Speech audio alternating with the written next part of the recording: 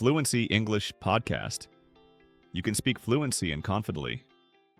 Welcome to Fluency English Podcast. It is absolutely fantastic to have you with us for this deep dive. Maybe you're doing the dishes, maybe you're on your commute, but whatever you are doing, you've decided that today is the day we stop overthinking. And we start speaking. Mm. And that is such a huge decision because, let's be honest, we all know that feeling. Oh, absolutely. The moment where you feel like a broken translation app. You know? Yeah. You have this perfect English thought in your head. It's all ready to go, and then poof. And what comes out is... Just, hi, I cake this, please. That is the perfect description. You feel that, high-speed connection inside your brain. You know the vocabulary, the grammar. Everything's there. But the moment you try to connect the brain to the mouth, it's like the Wi-Fi suddenly gets pulled. Exactly. Yeah. Total system failure. And the frustration is just immense. Mm. We talk to listeners all the time. And the real struggle, Mm. it isn't vocabulary lists. No. It's not remembering the difference between simple past and present perfect. Mm. The real struggle is that mental paralysis. It's when your inner critic is just screaming louder than your actual voice. Right. I actually had a small victory this morning that is, well, it's so relevant to this. I was answering a short voice message. Oh, yeah?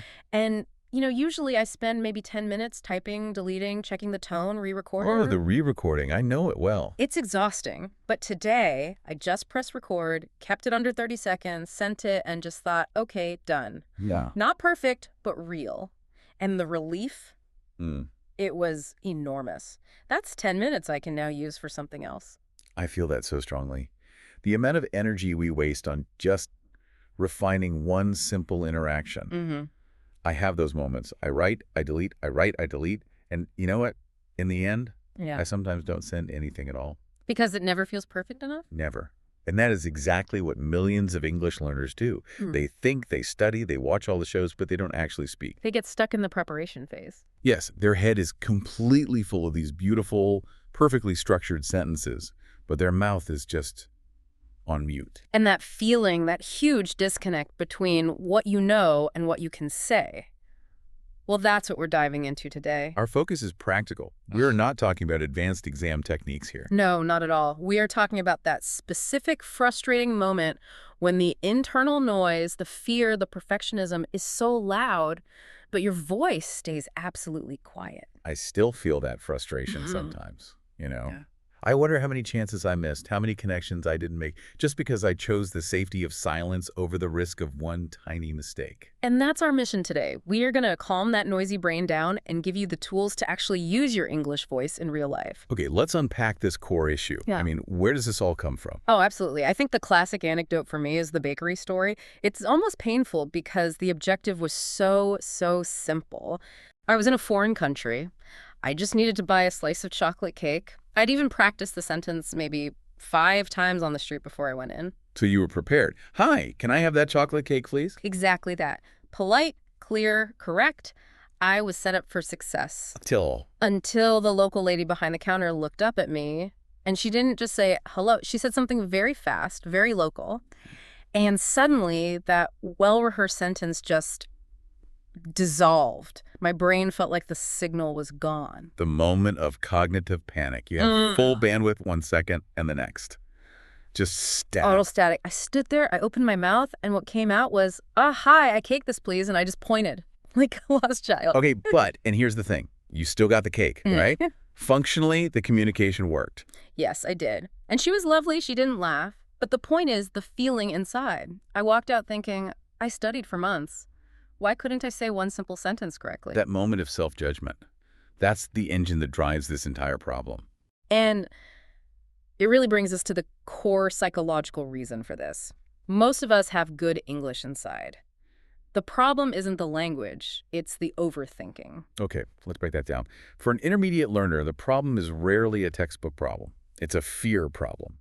It starts with the fear of judgment. Absolutely. Yeah. The fear that someone will look at you and immediately think something negative, like, wow, their English is bad. And your own brain becomes this really strict, critical teacher.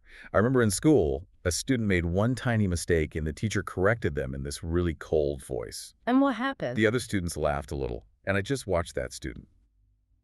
They became visibly smaller. They almost never raised their hand again. And that's it. Your brain remembers that feeling of shame. It equates speaking English with emotional danger, so it says careful, it's safer to stay quiet. It's a constant alarm system. And this is where the second silent killer comes in. Perfectionism. This is a huge one. Yeah. It's the belief that if it's not perfect, it's not good enough. So you don't allow yourself a simple, okay sentence. You demand the absolute best sentence, flawless grammar, perfect pronunciation. And while you are waiting for that perfect sentence to assemble in your mind, the conversation moves on. Let's talk about that. The cognitive load, that's the scientific term, right? Exactly. When you try to construct a perfect sentence, you're using the slow, analytical part of your brain, the part that solves maths problems. So you can't focus on grammar and flow and vocabulary all at the same time. It's too high. The cognitive load is just too high. It's like running 30 apps at once on an old phone. Everything slows down, freezes, and then the whole system crashes. Which leaves you silent. Let's go back to your analogy, the perfect bus. Ah, the perfect bus. You're standing at the bus stop waiting to say your amazing idea. The first bus comes and you think, no, that sentence is too simple. My sentence needs a passive voice. Exactly. The second bus comes. No, that vocabulary isn't high level enough. And while you're standing there judging all the good enough sentences, the buses just keep passing. The meeting moves on. And in the end, you're still standing there waiting for the one perfect, gold-plated bus that never arrives. That's it. The noise of fear and perfectionism is just speaking louder than your real English voice. But here's the good news. We can train this. We can teach your brain a new way. We can start talking, even if the fear is still sitting right there in the room with us. Exactly. Let's move from diagnosis to action. We've got 3 simple, practical techniques you can start using today. And we are focusing on systems that deliberately reduce that cognitive load. Let's start with technique number 1. Use short, simple sentences. And I mean simple, like forget the textbook. Many B1 learners feel this pressure to sound sophisticated immediately. It's a trap. Let's take a professional thought. Maybe you want to say, I've always been deeply interested in expanding my skill set by contributing to projects that involve advanced technological integration. That's beautiful. It's also about 9 seconds of high-pressure assembly time for your brain. Too much. So you ask yourself, what is the small, short version? I would say, I want a new project. Or even, that project looks interesting. I can help. But some learners might think, if I only use short sentences, won't I sound like a beginner? That's a valid fear, but here's the thing. No. You're using simplicity as a bridge, not a permanent home. You're building automaticity. Which means you're moving the language from the slow, analytical part of your brain to the fast, automatic part. The part that says, I need coffee, without thinking. So, if your full thought is, recently I've been feeling a bit overwhelmed with my studies, the simple version is, study is hard these days. Simple and spoken is always better than perfect and silent. Right. Which brings us to technique number 2, which is maybe the most powerful tool for buying your brain some thinking time. And that is, start with reaction words. Oh, these are wonderful. They're the small things you say while someone else is talking to show you're engaged. We're talking about phrases like, oh, really? That's interesting. No way. I get you. That's difficult. And they are so powerful because they're like time travelers. Time travelers. Explain that. Well, they buy your brain crucial seconds.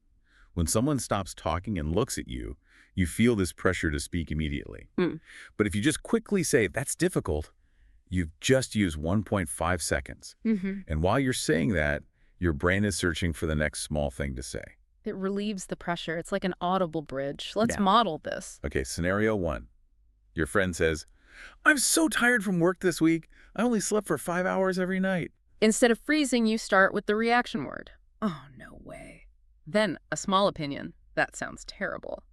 And finally, a simple question. Are you busy with projects now? And there you have it. A perfect 3-part conversation. You participated, and the speaker feels heard. And you didn't need a huge speech. It was just a little reaction, a little opinion, and a little question. Exactly. You sound engaged, and you only had to use 3 very short, low-risk bits of language. Okay, that leads us perfectly into technique number 3, prepare ready phrases. These are the sentences you practice so many times they become automatic, like a song. You really only need about 5 for any specific situation to feel confident. Let's start with the most critical set. The correction and clarification phrases. Absolutely vital for when you're stuck. First, sorry, could you repeat that? Classic, polite, perfect. Second, could you say that more slowly, please? Essential for fast speakers. And number 3. I don't understand the last part. This pinpoints the problem without you having to say, I don't understand anything. Having those three ready means you never have to panic. You have a tool to repair the communication. Then there's the work and study set. Phrases like, can I ask a quick question? A simple way to interrupt politely. Or, Yeah. I agree with name, and I think. You use their idea as a springboard. And finally, the daily life set. Hi, can I get a coffee, please? Or can you recommend something? When you have these ready to go, the amount of brain energy you save is incredible. Okay, so we have the tools, but where can you practice these without that intense pressure? We need to talk about low-pressure practice. And the first, maybe strangest way, is to become the narrator of your own life. Yes. You have to talk to yourself while you do normal things, like when you're cooking. Let's try it. I'm making tea. First, I boil the water. Now I take the cup. I need milk. I put the tea bag in. It might sound a bit mad, but what you're doing is forcing your brain to access the language automatically. You're practicing the flow of speech, not the perfection of it. And because you're alone, the fear is gone. Exactly. Another place is with a safe friend. You can send voice messages, but only to someone who understands you're practicing. You have to tell them, hey, my English is under construction. Is it okay if I send you some short, imperfect voice notes? A good friend will be happy to help. But if you don't have that person, you still have the most dependable partner. Your mirror. The mirror never laughs at your accent. Never. Think of it like dancing. You practice the steps alone in your room, so later it feels much easier to dance in a real conversation. Okay, there's one last piece to this, and it's maybe the hardest part, the inner voice tip. We have to change what we say to ourselves. That voice inside your head is often the cruelest teacher. Many learners have a script that says, my English is terrible. If you keep saying that, of course you'll feel scared to open your mouth. So we need to interrupt that inner critic. We need to change the script. Instead of, my English is terrible, we're going to replace it with a simple, empowering phrase. And that phrase is, my English is under construction. I absolutely love that. Under construction means it's not finished, but work is actively happening. Progress is being made. Exactly. Instead of, I can't talk, you say, I'm learning to talk more. One small sentence is still progress. When you say it's under construction, you're focusing on the future and the process. You're giving yourself permission to make mistakes because mistakes are a necessary part of construction. Think about a huge new building. It's noisy, there are mistakes, but nobody looks at it and says, that building is terrible. They say, look at the progress. Apply that same kindness to yourself. It's such a huge shift in perspective. Okay, we've been through the problem and the solutions. Before we wrap up, let's slow down and go over some of the key language we've used. It's time for our word tour. Let's go back over 3 important concepts from our discussion. First up, the core mental block we discussed. Overthinking. Yes. Overthinking means you think too much about something, so much that it becomes a problem. Your brain is too busy and your mouth stops working. I know this one. I was overthinking what to wear for the party, so I just stayed home. A perfect example. Our second word is crucial to that feeling of being stuck. Mute. Mute means no sound. Like on your TV remote. We used it when we said your head is full of ideas, but your mouth is on mute. It describes that disconnect perfectly. My head is full of things to say, but my fear keeps my mouth on mute. And our third concept, the enemy of fluency. Perfectionism. This is when you want everything to be perfect. You feel it's not good enough if there's even one small mistake. And it is so tiring. My perfectionism makes me exhausted. I check every text message 10 times before sending it. Understanding these 3 words, overthinking, mute, and perfectionism, is the first step to managing them. Exactly. So what's the ultimate takeaway here? The truth is that every great speaker you admire made thousands of messy mistakes.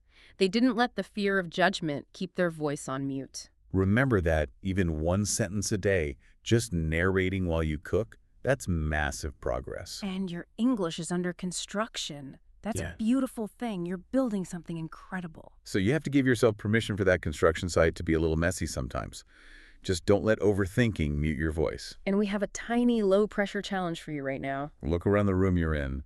What is the first object you see?